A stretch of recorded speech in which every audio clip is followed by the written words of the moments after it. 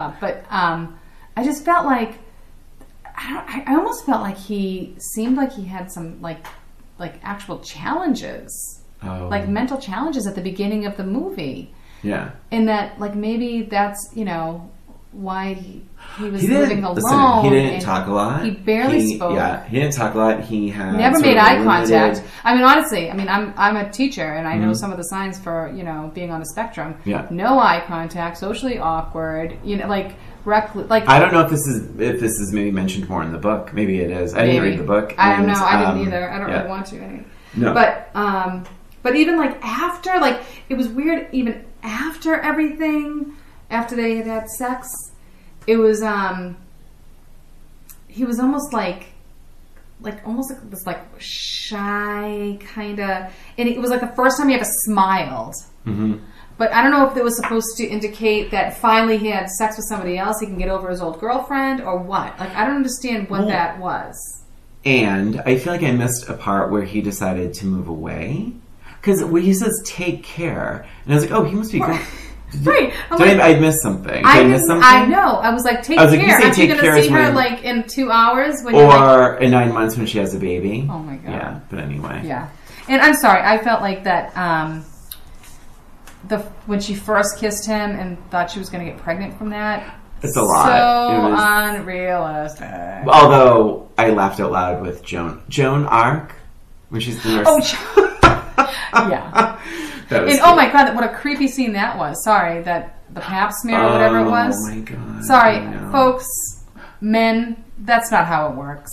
That's not how was it how it worked in the 60s? Oh my God, I don't know. He touched her.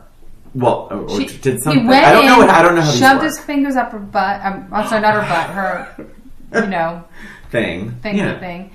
And then that was it. And he knew that she was a virgin. So I'm not saying that maybe he couldn't tell it, but I'm saying that whole experience is very different. Yeah. I don't know. There's usually a conversation of some sort, or at least some way of...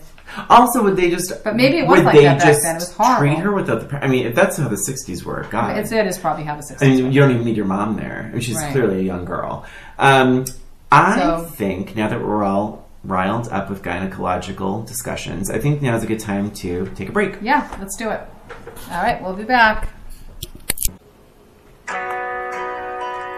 Hey there, it's Brian and Christina. We just wanted to take this break to thank you for listening to Old Roommates, the only podcast that revisits pulp culture through a middle-aged lens. Please subscribe to Old Roommates on iTunes, Spotify, and wherever you listen to podcasts. And give us a rating or review while you're there. And if you have any questions, comments, or observations, shoot us an email at oldroommatespod@gmail.com. And follow us on Facebook, Twitter, and Instagram at Old Roommates. Thanks for listening, and now, back to the show.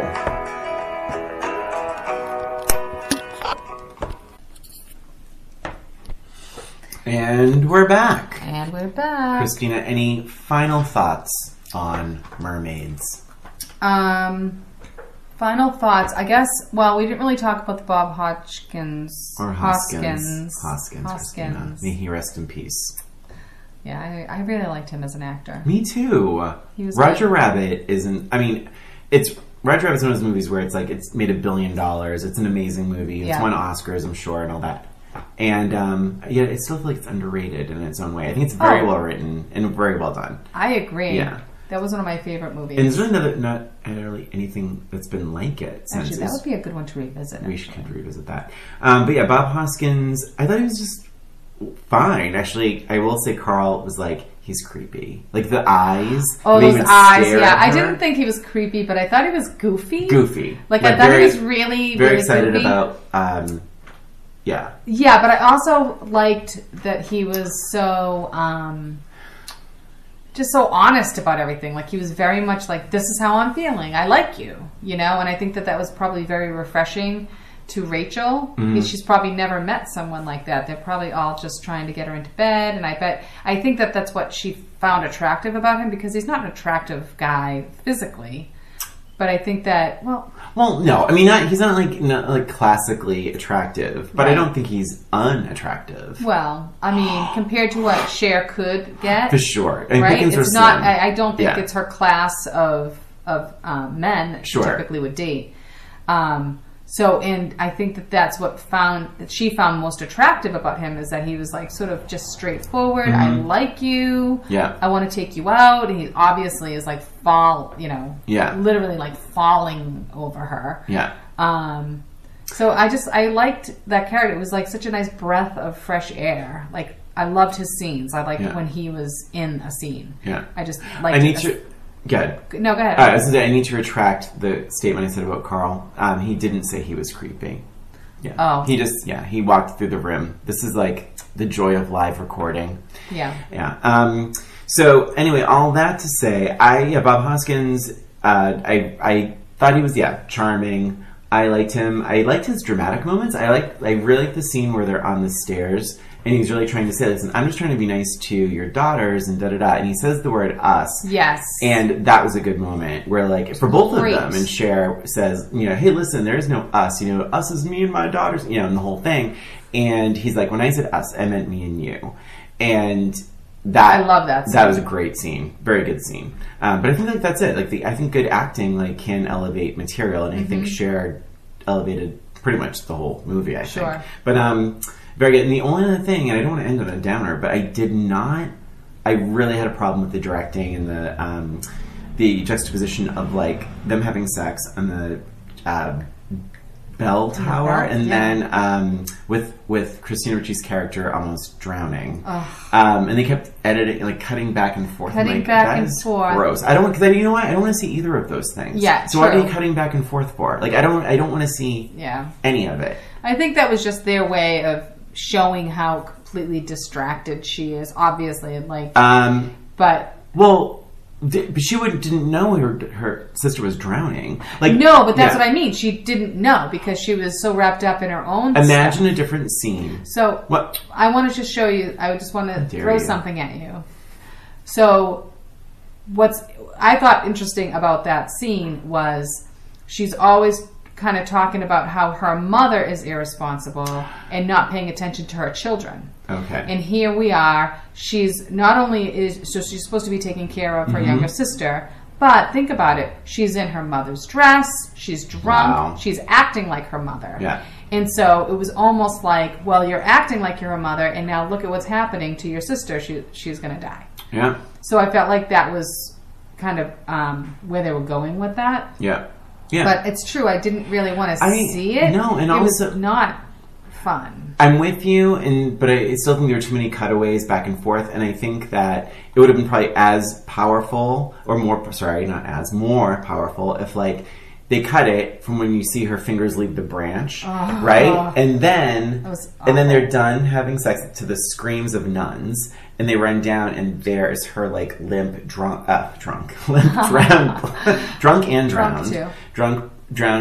body, in the arms of nuns. And which, by the way, support the girl's head when you're carrying her. Did you notice that? Yeah. So anyway, all that to say, I didn't appreciate the editing of that scene. Yeah. And I think it could have been done a little more tact. Yes. It was so dark. It was a very dark scene. The whole was physically dark. And it does clash against that too. And I think it does clash against the vibe of the rest of the movie, which I think tries to be light. Well, and this is what pissed me off about that. I say this all the time, that I don't like a movie to bill itself as one thing and then throw a ringer in there. Yeah. And that's what it was for me. And then I instantly hate the movie because I feel like it tricked me. All right. So now it is time for our little match game moment. But I think we should do it every time. So, yes, for sure. But now, we've been doing the fuck, marry, kill thing, and you did it last time, so I'll do this time for you. Okay. I think this is pretty good. I actually don't think there's a bad one in the bunch. So it's really just be a matter of telling you. Okay, fuck, marry, kill. Yes. So this is, and for the unfamiliar, fuck, marry, kill is I want to name 3 things, 3 people, and you say who you would fuck, who you would marry, who you would kill. Right, okay. Bob Hoskins, Joe, JFK. Oh. Yeah, because he was essentially in the movie. All right, not even difficult. Oh. I would marry Bob, kill Joe, and fuck JFK. Marry Bob, kill. Wow. All right. Yeah, Joe's annoying. I love Bob because I think that he's just fun and awesome. So I would definitely marry him. And JFK is notorious. Yeah, for being like an adulterer. Yeah, so he's probably good. But he wouldn't be marriage material. I didn't think about No, that. I would not want to marry him. Interesting. You wouldn't want to be first lady. All right, I was figuring fuck Joe, marry, for you, fuck Joe, marry JFK, kill Bob Hoskins. Oh, you were way off. Yeah, I was really off. Interesting. Damn it. All right. Oh, well. All right, so my question to you is, so say you have a terrible breakup. I mean, you're right now you're in wedded bliss, but who knows what might happen, right? Sure. Just kidding. So you have a terrible breakup and you decide you're just going to pick up and leave it all behind. Just pack a bag and like hop in the car and just get out of here. Where are you going to go? Ooh. If I'm in that state of mind. To start fresh. Oh my God. Well, my friends are very important to me, but it sounds like in this scenario I need a major change. A major change. You're like you're having like a share as Rachel change. I think I would move all the way across the country. I think I would move to Los Angeles. I love. Every time I've been to LA, I've had a great time. I like the people. A lot of people say people are fake in LA. I don't know if I don't agree with that, but also even if it's fake, I just like nice. So if you're fake nice, I'm fine because it's fake. It's like at least it's nice. Yeah. So I just love like that world. Every time I've gone, I've had a great time, and it's unfortunate because I used to know quite some people that lived in LA. I don't know anyone there anymore, but I think if I wanted that major change, LA or at least the outskirts. Maybe not LA specifically, but like maybe somewhere in the outskirts of that, just there's a lot going on. There's the beach, there's entertainment, there's just fun stuff to see and do and go to, and yeah. Interesting. I almost wrote down Los Angeles. Okay. I almost did, but I opted for San Francisco. That was going to be still California. Yeah. And the reason why I said San Francisco, for one, I feel like there's a better gay presence in San Francisco. I'm not really sure about that, but I think so. But also the culture part of it. I feel like there's a lot more culture, and it's also a little bit less like commercially. Yeah. I have to, you know what? I can't change it obviously, but I think like for my career, like my professional career, I think I'd be better served in San Francisco actually. I think I was just thinking emotionally. Sure. It's like getting away and like, but it's a good point. Interesting. I wasn't even sure. I thought maybe you would say something like, a different country or something. Yeah. No, I like America. And I like America too. Yes, this has been fun. So Mermaids, the bottom line, good, bad, indifferent? Would you see it again? No. I don't think I would see it again. Do you think would you recommend someone ever seeing it once? I don't know. I think they'd have to be a Cher fan. I think I would say... I think they would have to watch it after listening to this podcast. After? Just to let them understand like what they're up against. Well, there's spoilers. I don't know. Okay. I wouldn't feel comfortable. I don't think I could ever be like, oh, Mermaids was a great movie. You should watch it. Like, I don't think I would ever... I don't think I would recommend it. So they say like there's like albums that are like this is for diehard fans, like like you're only buy the album if you're like a big Stones fan or whatever. So I think this is one of those things. Like I do think this ranks as one of Cher's best performances. I think it's just a lot to do, a lot of different things and emotions. So I would say if you're a diehard Cher fan, it's worth seeing. If you're not, it's not. Right, that makes sense. That's definitely that's fair. Although I enjoyed watching it, but I wouldn't see it again. So I guess that's it for this episode of Old Roommates. Thanks for listening. Please subscribe to Old Roommates on iTunes, Spotify, Stitcher, and wherever you listen to podcasts. And give us a rating or review while you're there. And if you have an idea for the show, a suggestion, comment, email us at oldroommatespod@gmail.com. And don't forget to follow us on Facebook, Twitter, and Instagram at Old Roommates. This is Christina. And this is Brian. Thanks again for listening. Till next time.